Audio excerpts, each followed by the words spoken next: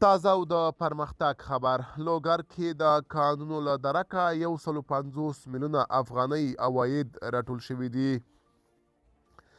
د لوګر د کانونو پټرولیم ریاست مسلن وایي چې د 1402 کال له پیل څخه تر دې دمه یې 150 میلیونه افغانۍ عواید راټول کړي دي. د لوګر د کانونو پټرولیم رئیس نقیب احمد فرمانی ویلي چې دا مهال د ولایت په کچه د 11 کانونو کار دوام لري.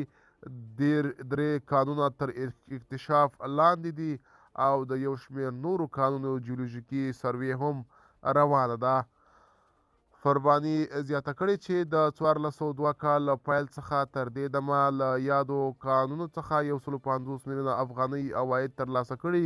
د یادونې وړ ده چې په لوګر کې لسګونه کانونه شتون لري چې د کرومایټ ډبرې ښې بیلګې دي.